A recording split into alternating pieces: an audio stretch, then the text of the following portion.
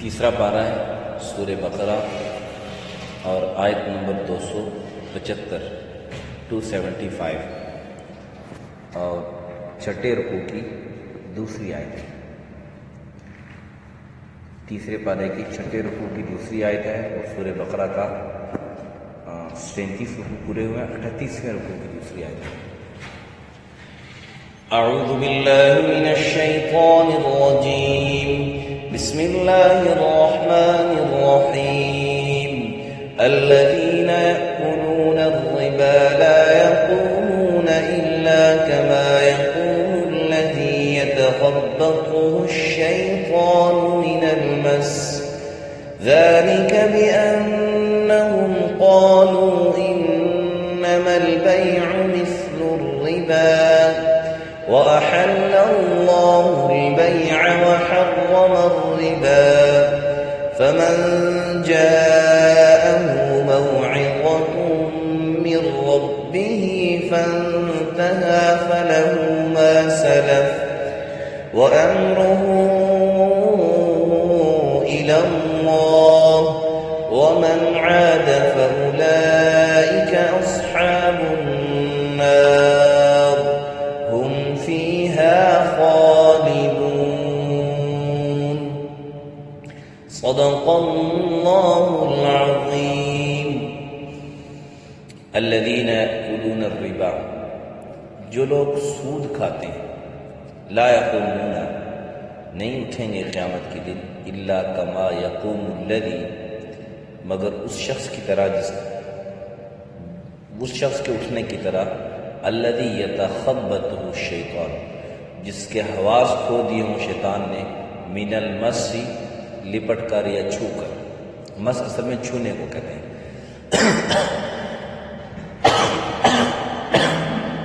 اور یتخبطہ، خبتی ہو جانا یعنی حواس کھو دینا، دیوانہ ہو جانا، مجنون ہو جانا، کہ جس آدمی کو یعنی کسی کے ہوش و حواس میں رہنا، اس شخص کو یعنی خبتی ہونا کہتے ہیں۔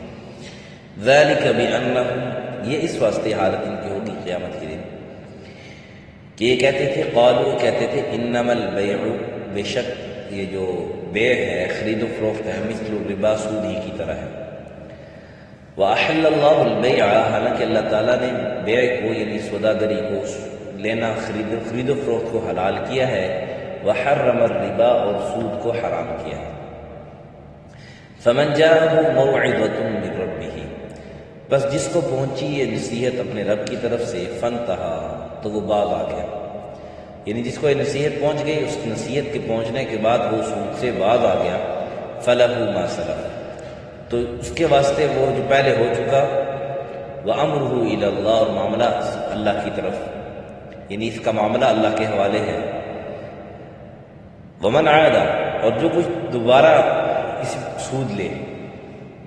فَأُولَٰئِكَ أَصْحَابُ النَّارِ، تو یہی دوزخ والے لوگ ہیں، ہم فیہا خالدون، اور یہ اس دوزخ میں ہمیشہ رہیں گے۔ اللہ کے راستے میں خرچ کرنے کے آداب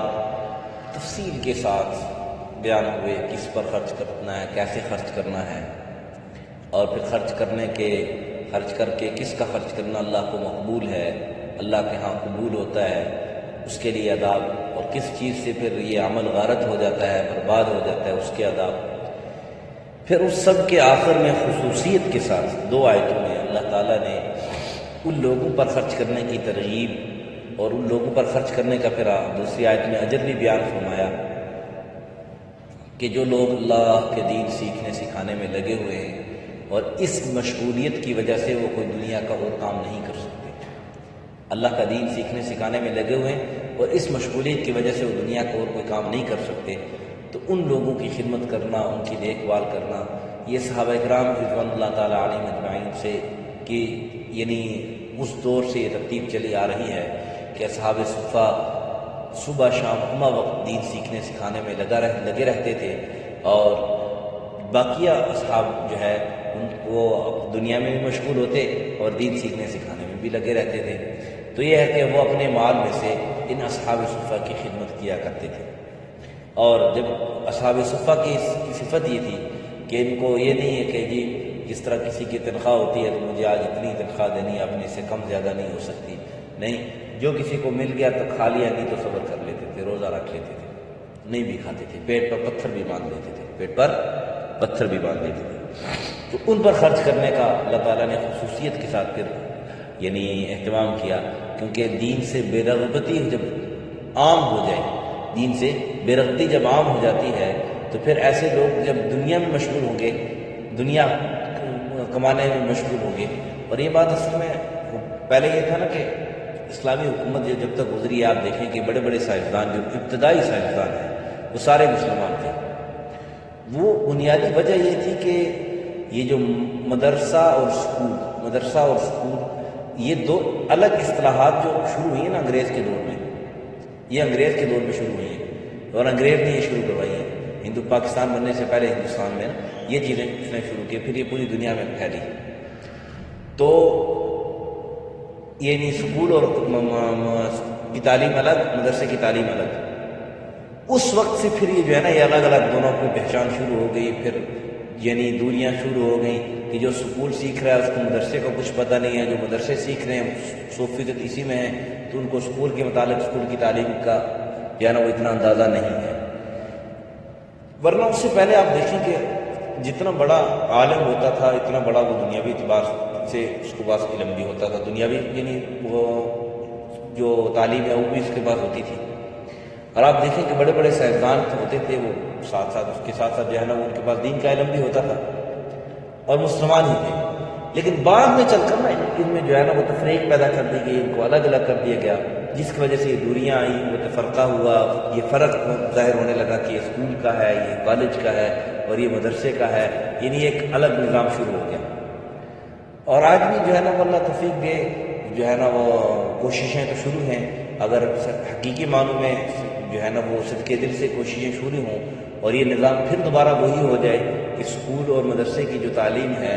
وہ جس طرح پہلے جو ہندوستان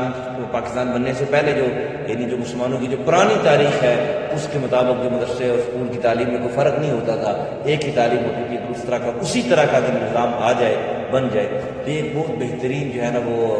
امت کے لیے فائدہ مند ثابت ہوگا۔ لیکن یہ ہے کہ شرط یہ ہے کہ جو اس کی کوشش کرنے والے ہیں وہ صدقے دل سے اس میں جو ہے نا وہ کوشش کرے، صدقے دل سے۔ یہ نہیں ہے کہ بغل میں چھری اور منہ میں رام رام، منہ سے کچھ اور کہہ رہے ہیں اور اندر سے اندرون خانہ کچھ اور اپنے عزائم پورے کر رہے ہوں، ایسا اگر نہ ہو، صدقے دل سے اگر اس کی کوشش کر رہے ہوں تو ایک بہترین نظام بن سکتا ہے۔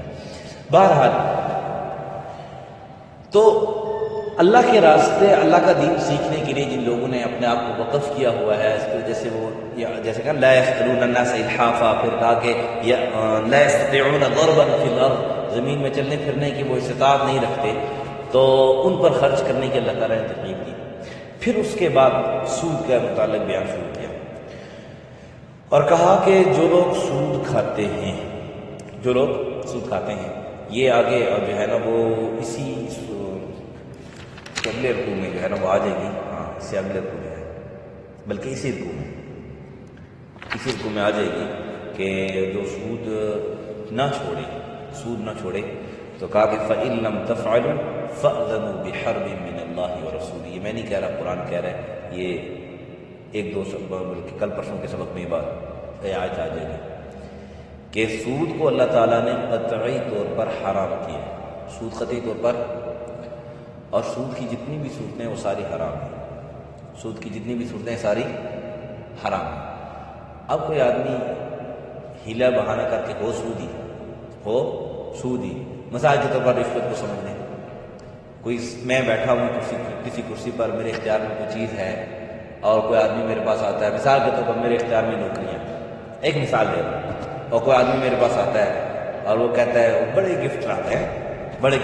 ساتھ، اور مجھے کہہ رہا ہے صاحب میں آپ کو ایک گاڑی گفٹ کر رہا ہوں،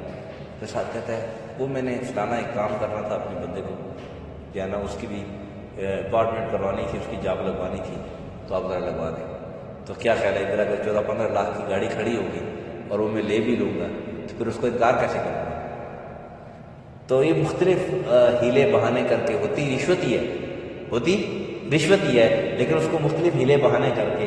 جو ہے نا وہ اسی لیے فرماتے ہیں کہ جتنے بھی اب مسلمان قاضی گزرے نا بڑے، جب اسلامی حکومت تھی اس میں جتنے مسلمان قاضی گزرے تو آپ ان کی تاریخ پڑھیں کہ ہدیہ لینے سے بھی وہ اپنے آپ کو بچاتے تھے، کیونکہ رشوت کا شبہ تو ہے نا اس کے اندر، رشوت کا شبہ تو ہے اس کے اندر، تو اس لیے صاحب حیثیت اور خاص کر ایسی جو سیٹوں پر جو لوگ بیٹھے ہیں، کیا کسی کا تعلق ہو، کسی کا، بہت سے لوگ ایسے ہوتے ہیں ہمارے جو ہے نا وہ بہت سارے بھائی ایسے ہوتے ہیں کہ جی مجھے اتنا پیسے دے دو میں آپ کو جو ہے نا وہ آپ کی جاب لگوا دوں، اور بعض جگہوں پر تو اللہ معاف فرمائے، یہی تو اسی وجہ سے تو ہمارا پاکستان جو ہے نا وہ ترقی نہیں کر رہا ہے کہ بھائی اتنے پیسے دے دو ہمارا کام ہو جائے گا، جاب پکی ہے تمہاری۔ اور ایک تو مجھے ساتھی نے خود بتلایا کہ ایک جگہ پر ایک دفعہ ہم نے کہتا ہے میں نے ایک پیسے دیے اور اس نے جاب لگا دی، میرے بعد ایک اور بندہ آیا اس نے میرے سے زیادہ پیسے دیے اور وہ جاب مجھ سے چھین لی، تو جب میں گیا تو اس نے میرے پیسے مجھے واپس کر دیے کہ جی دوسرا بندہ آیا تھا اس نے اتنے پیسے دیے تھے اس لیے اس کی جاب لگ گئی، آپ اس سے زیادہ دے دو آپ کی جاب لگ جائے گی۔ تو مختلف ہیلے بہانے جتنی بھی اس کی صورتیں ہوں گی تو رشوت ہی ہے، الراشی والمرتشی کلاہما فی النار، یہ کوئی میری باتیں تھوڑی ہے۔ وہ ایک میں اسٹوڈنٹ کو پڑھا رہا تھا تو وضو نہیں کر کے آیا تو مجھے کہنے لگا کہ کشاباد جو ہے نا وہ بغیر وضو کے پڑھ لوں، تو میں نے کہا دیکھو بیٹا جو میری طرف سے آپ کو حکم ہو نا، میری طرف سے کوئی آرڈر ہو آپ کو تو آپ مجھے کہو جی کہ میں یہ نہیں مان سکتا تو میں اس کے ساتھ آپ کے کہے بغیر کمپرومائز کے لیے تیار ہوں، جو آرڈر میری طرف سے، لیکن جو آرڈر ہو ہی اللہ کی طرف سے جس میں میرا کوئی اختیار ہی نہیں ہے، جس میں میرا کوئی اختیار ہی نہیں ہے، تو اس میں کسی کو کیسے روک سکتا ہوں؟ ٹھیک ہے، تو جو بھی کوئی اگر کسی کو کوئی رشوت لے کے آئے یا کوئی تو اس کو کہے میں آپ کمپرومائز کر لو، یہ کر لو جی، یہ کر لو، لے جاؤ، اسے کر لو۔ بلکہ ایک واقعہ بھی مشہور ہے کہ ایک صاحب کے پاس ایک چند آدمی آئے اور پیسے لے کے آئے اور ساتھ اسلحہ بھی لے کے آئے، اسلحہ بھی ساتھ لے کے آئے اور اس سے کہا کہ فلانا ٹھیکہ جو ہے وہ آپ نے ہمیں دلوانا ہے،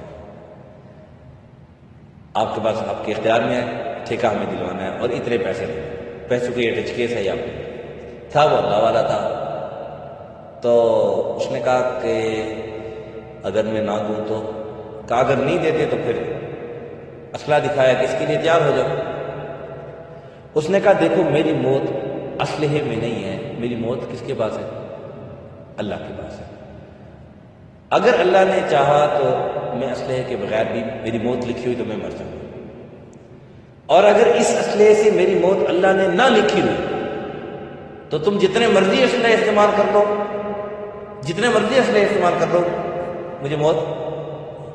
لیکن اس نے کہا بالفرض میری موت اللہ نے بھی لکھی ہوئی، میں آپ سے پیسے لے کے مر جاتا ہوں، چونکہ موت کا وقت تو مقرر ہے، اگر میری موت آج لکھی ہوئی ہے تو میں پیسے لوں تب بھی میں نے آج مرنا ہے، نہ لوں تب بھی میں نے آج مرنا ہے، کیوں؟ اذا جاء اجلهم لا يستأخرون ساعة ولا يستقدمون، نہ آگے ہوگی نہ پیچھے، اور اگر میری موت نہیں لکھی ہوئی تو میں نے آج نہیں مرنا، بالفرض آج میری موت لکھی ہوئی ہے اور میں آپ سے پیسے لے کے مر جاتا ہوں، تو آپ بتاؤ مسلمان تو ہوئی، آپ بتاؤ میں کدھر جاؤں؟ اس نے کہا ظاہر سی بات ہے جہنم میں جاؤ، رشوت لے کے مر رہے ہو تو جہنم میں جاؤ۔ اس نے کہا اگر میں آپ سے پیسے نہیں لیتا اور میری موت آ جاتی ہے، آپ کے اس اسلحے سے میری موت آ جاتی ہے، تب بتاؤ میں کدھر جاؤں گا؟ اس نے کہا ظاہر سی بات ہے جہنم میں جاؤں۔ اس نے کہا میرا فیصلہ سن لو کہ میں جہنم کی آگ برداشت نہیں کر سکتا، آگے جو مرضی۔ اللہ نے اس کے جملوں سے جو ہے نا وہ ان کو بھی جو ہے نا وہ ہدایت دے دی، وہ بھی جو ہے نا وہ معافی مانگتے تھے، لیکن انہوں نے کہا نہیں، آپ نے ہماری آنکھیں کھول دی۔ تو خیر یہ بات رشوت کی طرف چلی گئی، موضوع سود کا ہے، تو میں عرض کر رہا تھا کہ جتنی بھی صورتیں ہیں، حرام ہوتا ہے اس کو جو مرضی نام دے دو، حرام ہی ہوتا ہے اس کو جو مرضی نام دے دو۔ اسی طرح سود کی مختلف صورتیں ہوتی ہیں، سود کی مختلف صورتیں ہوتی ہیں، اور پھر جس کی جو زیادہ مذمت جس کی بیان کی گئی ہے، جس کی زیادہ مذمت بیان کی گئی ہے وہ یہی ہے کہ کسی غریب کو، اب اکثر یہ جو نا گاؤں میں ہوتا ہے کہ کوئی وڈیرا ہے، اس کے پاس پیسے ہیں، کوئی غریب اس سے مانگنے آیا مجھے اتنے پیسے چاہیے، اس نے کہا جی ٹھیک ہے پیسے لے لو، اور آج کل بہت ساری جو ہے نا وہ کمپنیاں بھی ہیں اور بہت ساری جو ہے نا جگہ بھی ایسی ہیں جہاں پر جو ہے وہ کہتے ہیں کہ پیسے چاہیے آپ کو، اتنے پیسے لے لو، واپس اتنے کرنے آپ کو۔ تو یہ قطعی طور پر سود ہے اور یہ لینا بھی حرام ہے، لینا بھی حرام ہے۔ سود لینا کیا ہے؟ حرام ہے۔ لیکن جو قرض آپ نے لیا ہے، اگر کسی سے سود پر قرض لیا ہے تو وہ قرض کی رقم جو ہے وہ تو واپس کرنی آپ کے ذمہ ہے۔ قرض کی رقم تو آپ کے ذمہ واپس کرنی وہ تو لازمی ہے، باقی جو سود ہے وہ آپ کے ذمہ لازمی تو نہیں ہے، لیکن آپ کا معاہدہ اس سے ہوا ہے، آپ نہیں دیں گے تو آپ کو قرض بھی نہیں دے گا۔ تو اس لیے سودی قرض سے بھی اپنے آپ کو بچانا چاہیے، سودی قرض سے بھی اپنے آپ کو بچانا چاہیے ہمیشہ کے لیے۔ دیکھو، اگر پیسوں کی کمی کی وجہ سے، وہی جو میں نے آپ کو مثال دی واقعے کی، سود لے کے مر گئے، مرنا تو ہے، پیسہ کم ہوگا، مشکلات ہوں گی، تو لاسٹ انتہا کیا ہوگی؟ انتہا کیا ہوگی؟ موت آ جائے گی نا، کام نہیں ہوگا، پیسہ نہیں ملے گا، کھانے کے لیے کچھ نہیں ملے گا، تو کیا ہوگا؟ موت آ جائے گی۔ تو سود لے کے مرے تو کہاں جاؤ گے؟ جہنم میں۔ اور اگر نہ لے کے اس پر ڈٹے رہے، صبر کیا، تو پھر کہاں جاؤ گے؟ جنت۔ کیوں؟ اللہ کی مدد ہے، اللہ کی مدد ہے، اور اللہ صبر کرنے والوں کے ساتھ ہوتا ہے۔ جس نے اللہ کے حکم پر صبر کیا، ان الذین قالوا ربنا اللہ ثم استقاموا، کہ جس نے کہا کہ میرا رب اللہ ہے، میرا رب اللہ ہے، اور پھر اس پر ثابت قدم رہا، استقامت اختیار کی، صبر کیا، پھر اللہ تعالیٰ نے کہا تتنزل علیہم الملائکہ الا تخافوا ولا تحزنوا وابشروا بالجنہ التی کنتم توعدون نحن اولیاؤکم فی الحیاۃ الدنیا وفی الآخرہ ولکم فیہا ما تشتہی انفسکم۔ لمبی اللہ تعالیٰ ایک لمبی فہرست ہے، پھر صبر کر دیا، پھر اس پر یہ ملے گا، یہ ملے، جو چاہو گے ملے گا، جو چاہو گے ملے گا۔ تو اس لیے پریشانی انسان پر آتی ہے۔ اکثر اوقات ہمارے بھائی کیا کرتے ہیں کہ سودی قرض لے لیتے ہیں، جی مکان بنانا ہے، سودی قرض لے لیتے ہیں، بیٹی کی شادی کرنی ہے۔ آپ بتاؤ، اللہ کو ناراض کر کے آپ بیٹی کی شادی کرو گے تو کیا وہ آپ کی بیٹی خوش رہ سکے گی؟ اس کا گھر بن جائے گا، وہ سکون سے رہے گی۔ اور جس بیٹی کا جہیز سود سے لیا ہو، یا جس بیٹے کی شادی کے لیے آپ نے کھانا کھلانے کے لیے سود لیا ہو، سود پہ پیسے لیے ہوں، یا بیٹے کے جو ہے نا وہ شادی کے خرچہ اس آپ نے سود کے پیسوں سے کیا ہو، تو اس شادی میں برکت کہاں سے آئے گی؟ مجھے بتاؤ، برکت کہاں سے آئے گی؟ آج کیا کرتے ہیں لوگ؟ شادی کا موقع ہے، چلے جی بیٹا ہے، اسی کی یہی تو ایک موقع ہے، چلو سود کے پیسے لے لیتے ہیں، اس سے نظام چلا دیتے ہیں۔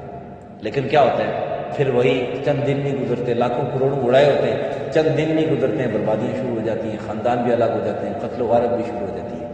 اس کی بنیادی وجہ کیا ہوتی ہے؟ کہ کام ہی آپ نے اس کی بنیادی حرام پہ رکھی ہے، بنیادی حرام پہ رکھی ہے۔ اس لیے سودی قرضے سے اپنے آپ کو بچاؤ اور سودی لین دین سے اپنے آپ کو بچاؤ۔ اور اللہ تعالیٰ نے کیا کہا کہ جو سودی لین دین کرنے والے ہیں، سود کھاتے ہیں، وہ قیامت کے دن ایسے کھڑے ہوں گے کہ جس طرح بالکل دیوانہ آدمی ہوتا ہے، بالکل ہوش حواس ان کے کھوئے ہوتے ہیں، قبر سے جب اٹھیں گے بالکل جیسے مجنون دیوانہ ہوتا ہے کہ بالکل اس کے ہوش حواس کھوئے ہوتے ہیں۔ اور یہ اس لیے کہہ دیا کہ جو آدمی سودی ہوتا ہے نا، سودی کاروبار کرتا ہے یا سود کھاتا ہے، تو وہ کیا کرتا ہے؟ اس کو کسی غریب کی مجبوری کا جو ہے نا وہ یہ علم نہیں ہوتا ہے کہ یہ آدمی میرے پاس آیا ہے، اس کی مجبوری ہے، مجبوری کی وجہ سے مجھ سے پیسے لے رہا ہے، اب اس کی مجبوری بھی ہے، اس نے پیسے لینے ہی ہیں، تو چلو میں اس کی مجبوری سے ناجائز فائدہ اٹھا رہا ہوں اور اس سے میں الٹا زیادہ پیسے لے رہا ہوں۔ لیکن یہ بات یاد رکھیں کہ سود کے جو بہت سارے لوگ یہ کہتے ہیں کہ جو قسطوں کا کام ہے، قسطوں کا کاروبار، یہ بھی سودی ہے، حالانکہ ایسی بات نہیں ہے۔ جو قسطوں پر چیز لینا دینا، اس پر جو پیسے جو اضافی رقم ہوتی ہے، تو یہ شریعت کا جو اصول ہے اور عام ایک اصول ہے خرید و فروخت کا بھی، کہ نقد چیز اس کی قیمت اور ہوتی ہے، اور جو قسطوں پہ آپ لے رہے ہیں گویا آپ ادھار لے رہے ہیں، یہ آپ کیا لے رہے ہیں؟ ادھار۔ تو ادھار چیز کی قیمت جو ہے وہ زیادہ ہوتی ہے۔ تو قسطوں کا کاروبار جو ہے، قسطوں کا جو کام ہے، وہ سودی نہیں ہوتا ہے. ہاں اس کی جو الگ البتہ یہ ہے کہ کیا کمی نے قسطوں کا کاروبار، مثال کے طور پر ایک بھائی وہ قسطوں کا کاروبار شروع کرنا چاہ رہے ہیں اور قسطوں پر مثال کے طور پر وہ گاڑیاں لوگوں کو دے رہے ہیں مثال کے طور پر، لیکن وہ گاڑیاں خریدنے کے لیے ظاہر سی بات آگے کسی کو پیسے دیں گے تو گاڑیاں آئیں گی. وہ گاڑیاں خریدنے کے لیے اس نے بنیاد ہی ڈالی گی، خود سودی قرضہ لے لیا، سود سے پیسے لے لیے، تو پھر تو ظاہر سی بات ہے بنیاد ہی نہ جائے گا تو پھر آگے بھی ناجائز ہی چلے گا، آگے بھی ناجائز ہے. لیکن کہا کہ جو سودی آدمی ہے، سود کھانے والا آدمی ہے، پھر حدیث میں آتا ہے کہ سودی آدمی کو اللہ تعالیٰ بہت نفرت کی نگاہ سے دیکھتے ہیں. اللہ کو مبغوض ترین آدمی ہے جو سودی کاروبار کرتا ہے یا سود کھاتا ہے، یہ اللہ کا سب سے مبغوض آدمی ہے. پھر آگے آدمی میں نے جیسے عرض کیا کہ آگے آیت آئے گی کہ اللہ تعالیٰ نے کہا فَإِن لَمْ تَفْعَلُوا فَأْذَنُوا بِحَرْبٍ مِّنَ اللَّهِ وَرَسُولِهِ. جو سود نہیں چھوڑتا گویا اس کا اعلان جنگ ہے اپنے اللہ سے، اس کا اعلان جنگ ہے اپنے اللہ سے. اس کے ضمن میں ایک بات بھی عرض کرتا ہوں. بہت سارے بھائی پوچھتے ہیں کہ ہم فوجی بھائیوں کے جو ہے نا وہ تنخواہ سے پیسے کاٹتے ہیں، تنخواہ سے پیسے کاٹتے ہیں. مسئلے کی طرح وضاحت ہو جائے تو اچھا ہے، ذہن سے جو ہے نا خلجان دور ہو جائے. تنخواہ سے پیسے کاٹے جاتے ہیں تو وہ پیسے دو قسم کے پیسے کٹتے ہیں. کتنے قسم کے؟ دو قسم. ایک وہ ہوتی ہے جس میں ہمارا اختیار ہوتا ہے، اپنے اختیار سے جمع کرواتے ہیں. ایک وہ ہوتا ہے جو تھوڑے سے پیسے ہوتے ہیں جو زبردستی کاٹے جاتے ہیں، اس میں ہمارا اختیار نہیں چلتا. تو جس میں تو آپ کا اختیار نہیں چلتا، جو آپ سے زبردستی کاٹے جاتے ہیں، اس کے اندر تو کوئی شک نہیں ہے کہ وہ سود نہیں ہے. اس پر جتنا پرافٹ لگے وہ آپ کے لیے سود. اس کی وجہ یہ ہے کہ اس پہ آپ کا اختیار نہیں ہے، اس پہ آپ کا اختیار نہیں. جو تو آپ اپنی یعنی اختیار سے جمع کرواتے ہیں، اس کے متعلق دو قسم کے فتوے ہیں.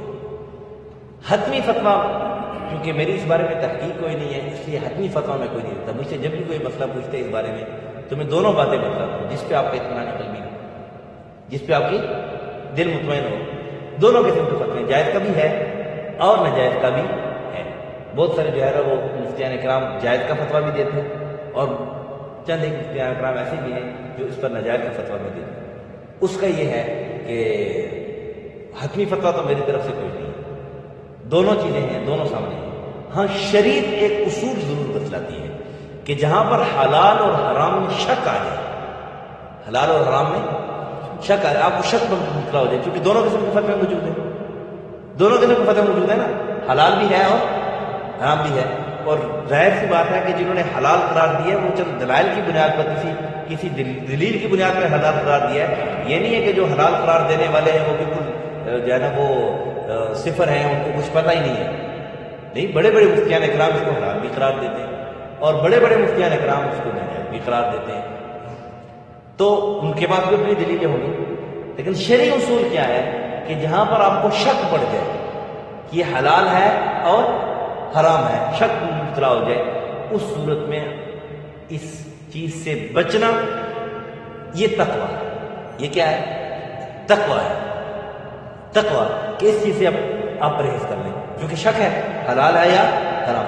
اس چیز سے پرہیز کر لیں. اس کا پھر بہترین صورت یہ ہوتی ہے کہ کوئی آدمی اگر جمع نہیں کرواتا ہے جو اس کو تنخواہ ملتی ہے تو وہ کہیں جو ہے نا وہ زمین خرید لیتا ہے یا مثال کے طور پر جمع بھی کروا رہا ہے، ویسے جمع نہیں ہوتے ہیں. تو تقویٰ یہ ہے. فتویٰ تو میں نے آپ کو بتلا دیا کہ فتویٰ دونوں قسم کے. تقویٰ یہ ہے کہ پھر آپ حساب رکھ لیں کہ میں نے مہینے کے اتنے پیسے جمع کرواتا رہا ہوں، اور پھر جب آپ کو پیسے ملے اس میں سے جو آپ نے جمع کروائے ہوئے وہ خود استعمال کر لیں. جو آپ نے جمع نہیں کروائے ہوئے اوپر جو ہے نا پیسے لگے، اس کو پروفٹ لگی ہے اس پر، تو وہ جو ہے وہ بغیر ثواب کی نیت سے کسی کو دے دیں، لیکن اس سے مسجد نہ بنائیں. مجھے ایک ساتھی کہنے لگا، اس نے مجھ سے مسئلہ پوچھا، یہی مسئلہ پوچھا، میں نے اس کو یہی بتلایا کہ بھی دونوں قسم کے فتوے موجود ہیں، حتمی فتویٰ میری طرف سے کوئی نہیں ہے. حتمی فتویٰ چونکہ اس بارے میں صاف سی بات ہے، جس بارے میں جو بات آدمی کو نہ پتا ہو تو اپنی طرف سے فن خان نہیں بننا چاہیے، صاف بات کہنی چاہیے نا. تو اس بارے میں میری تحقیق نہیں ہے. جو جب تحقیق نہیں ہے تو جو ہے نا وہ میں اپنی طرف سے فتویٰ دے کے آپ خود کو کیوں گناہگار دوں. تو اس کا یہ طریقہ کار یہ ہے کہ وہ ساتھی مجھے کہنے لگا کہ میں جو پیسے ملیں گے مجھے تو اوپر کے جو پیسے ہوں گے وہ اسے میں مسجد بنوا دوں گا، اسے میں مسجد بنوا دوں گا، مسجد نہیں دوں گا. میں نے کہا خدا کے لیے مشکوک پیسے سے مسجد نہ بنوائے گا. حرام پیسے سے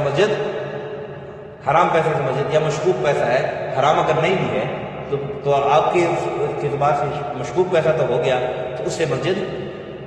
کسی مسجد بنانے کے لیے، مدرسہ بنانے کے لیے، یا آپ کے جی کہ میں اس پیسے سے حرام کا پیسہ ہے اسے میں جو ہے نا وہ قرآن مجید لا کے رکھ دیتا ہوں، تو یہ دین کی توہین ہے، دین کی توہین ہے۔ اس لیے پہلے گزرے نا، یہ ابھی صاحب جو گزری کہ جو آپ صدقہ کرو نا اللہ کے راستے میں، صدقہ کرو تو پاک چیز کا، انفقوا من طیبات ما کسبتم، یہ جو اسے پچھلا رکو اس کی پہلی آیت ہے کہ اے ایمان والو اللہ کے راستے میں جو خرچ کرو پاکیزہ چیزیں اللہ کے راستے میں خرچ کرو۔ تو بہرحال یہ ہے کہ یہ سزا ان کو کیوں دی جائے گی؟ ذالک بانہم قالوا انما البیع مثل الربا، یہ اعتراض کرتے تھے کہ جس طرح سود ہے اسی طرح تو بے بھی ہے، اسی طرح تو بے بھی ہے، کہ بے بھی میں ایک آدمی کو پیسے دیتا ہوں، اس کے بارے میں چیز دیتا ہوں، اس کے بدلے مجھے زیادہ پیسے ملتے ہیں۔ مثال کے طور پہ ایک کپڑا میں نے 1 درہم کا خریدا ہے تو میں 2 درہم پہ بیچتا ہوں، تو اب یہ 2 درہم جو ہے نا 1 درہم کی میں نے چیز خرید 2 پہ بیچ رہا ہوں، تو یہ بھی تو سود ہے، سود کی طرح ہی ہے۔ اسی طرح میں اس کو ایک آدمی کو 1 روپیہ قرضہ دے رہا ہوں، اس کے بدلے میں اس کو 2 روپے لے رہا ہوں، اور یہی صورت ہے کہ میں اس کو کپڑا دے رہا ہوں، 1 روپے کا کپڑا میں لے کر اس کو میں 2 روپے کا دے رہا ہوں۔ تو اللہ تعالیٰ نے فرمایا کہ وَأَحَلَّ اللَّهُ الْبَيْعَ وَحَرَّمَ الرِّبَا، بیع کو اللہ تعالیٰ نے، خرید و فروخت کو اللہ تعالیٰ نے حلال قرار دیا ہے اور سود کو حرام قرار دیا۔ اس کی وجہ کیا ہے؟ اس کی وجہ یہ ہے کہ سود جو ہے نا، مثال کے طور پر میں ایک بندے سے 100 روپے لیتا ہوں اور مجھے کہتا ہے 101 روپے دے دے، 101 روپے دے دے، تو اب یہ جو 101 روپے جو اوپر اضافی دے رہا ہے یہ کس وجہ سے دے رہا ہے، کس کے بدلے میں دے رہا ہے؟ اس کے برابر میں عوض میں کوئی چیز نہیں۔ جہاں تک کپڑے کی بات ہے یا کوئی اور چیز ہے تو وہ ایک ملکیت ہے، میری چیز ہے، میں نے خرید لی، جتنے کی مرضی خرید لی، اب میں اس کو جتنا مرضی بیچوں اس کے اندر کوئی چیز، کیونکہ جنس مختلف ہے، ادھر درہم ہے، ادھر پیسے، اور ادھر کپڑا، جنس مختلف ہے، اس میں پھر آپ اتار چڑھاؤ کر سکتے ہیں، اوپر نیچے ہو سکتا ہے۔ لیکن اگر جنس ایک ہی ہو، ایک ہی جنس ہو، تو پھر اس میں پھر کمی زیادتی جائز نہیں ہے، اور اس میں کس کس چیز میں مساوات ضروری ہے وہ بھی انشاءاللہ اگلے سبق میں عرض کریں گے۔ یہ تقریباً یہ رکوع پورا ہی سود ہی کے متعلق ہے، اس کی جو ہے نا باقی جو ہے نا انشاءاللہ تفصیل عرض کریں گے آگے، وقت کافی زیادہ ہو چکا ہے۔ اور پھر کہا کہ فمن جاء موعظۃ من ربہ فانتہى فلہ ما سلف، پھر جس کو نصیحت پہنچ گئی کہ بھائی سود کرنے والے کا انجام برا ہے، سود کھانے والے کا، تو اس لیے اس نے اپنے آپ کو روک لیا، تو فلہ ما سلف، جو اس نے کر دیا وہ امرہ الی اللہ، وہ اللہ پر جو ہے نا اس کا معاملہ اللہ پر ہے، کیا اللہ تعالیٰ اس کو معاف کر دیں گے۔ یعنی یہ آیت نازل ہونے سے پہلے کی بات ہے، اس سے پہلے جس نے جو سود لیا ہے، مثلا مثال کے طور پر میں کسی بھائی سے جو ہے نا وہ سودی کاروبار کیا ہوا ہے، سودی پیسے اس کو میں نے دیے ہوئے ہیں، اس نے میرے سودی پیسے دینے، بس جب آیت آ گئی اب اس کا اب میرے لیے حق یہ ہے، کوئی حق نہیں ہے کہ میں اس سے مانگوں کہ جی جو میں نے آپ کو قرض دیے وہ بھی دو، ساتھ سود بھی دو۔ جو حرمت نازل ہو گئی بس اب سٹاپ، اب اس کے بعد ثابت، جیسے شراب کا حکم نازل ہوا نا حرمت کا، تو کتنے دنوں تک آپ تاریخ پڑھیں، کتنے دنوں تک جو ہے نا وہ گلیوں میں شراب بہتی رہی، کیا کہ اس بعض صحابہ کرام بھی کاروبار کرتے تھے تو انہوں نے کہ ادھر ہی گھڑے دو، یہ نہیں کہ اس کو بیچ تو اپنے پیسے لے دو، ادھر ہی گھڑے دو۔ تو جب اللہ کا حکم نازل ہو گیا حرمت کا، اب بس یہاں پہ ختم۔ اور پھر کہا ومن عاد، جو پھر سود لے گا تو اولئک اصحاب النار، یہ جہنم والا ہے، یعنی سودی کاروبار جو کرے گا وہ جہنم میں جائے گا، ہم فیہا خالدون، اس میں وہ ہمیشہ رہیں گے۔ اگر مسلمان ہے تو اس میں ہمیشہ رہنے سے مطلب یہ ہے کہ زیادہ عمر اس میں رہے گا۔ جیسے مثال کے طور پر ہم فوجی بھائی ہیں، کہتے ہیں جی میری نوکری پکی ہے، تو پکی کا کیا مطلب ہے کہ ساری عمر ہی نوکر رہیں گے؟ یہ مطلب تو نہیں ہوتا نا، کیا مطلب کہ زیادہ عرصہ اس میں۔ تو یہ ہم فیہا خالدون کا جو تذکرہ آتا ہے نا مسلمانوں کے لیے جہاں پر ہو، تو اس کا مطلب یہ ہوتا ہے کہ زیادہ دیر جہنم میں رہیں گے، کیونکہ جو مسلمان ہے اس نے ایمان کی برکت سے، کلمے کی برکت سے ضرور ایک نہ ایک دن جہنم سے نکل کر جنت میں جانا ہے۔ الذین یأکلون الربا لا یقومون، چند باتیں اس میں باقی ہیں، اگلے سبق کے ساتھ انشاءاللہ واضح کریں گے۔ جو سود کھاتے ہیں قیامت کے دن نہیں اٹھیں گے، الا کما یقوم الذی یتخبطہ الشیطان من المس، شخص کی طرح، مگر اس شخص کی طرح جس کے حواس کھو دی گئے ہوں، شیطان نے کھوئے ہوں لپٹ کر یا مس کر کے، شیطان نے اس کو چھو کر اس کے حواس، جیسے مثال کے طور پر کوئی آدمی ہے آج کل تو وہ اگر یہ جو افیون وغیرہ یہ کس قسم کی چیزیں، اللہ ہم سب کی سے حفاظت فرمائے، دیکھے تو بالکل حواس کھو دیتے ہیں، ذالک بانہم قالوا انما البیع مثل الربا، یہ سزا اس وجہ سے ملے گی کہ یہ سود کو حلال سمجھتے تھے، وہ کہتے تھے کہ جس طرح خرید و فروخت ہے اسی طرح ہی سود بھی ہے۔ وحل اللہ البیع وحرم الربا، حالانکہ حلال کیا اللہ تعالیٰ نے سود کو، خرید و فروخت کو، اللہ تعالیٰ نے خرید و فروخت کو حلال کیا ہے، وحرم الربا، اور سود کو حرام کیا ہے۔ فمن جاءہ موعظۃ من ربہ، جس کو پہنچی نصیحت اپنے رب کی طرف سے، فانتہا، تو باز آ گیا،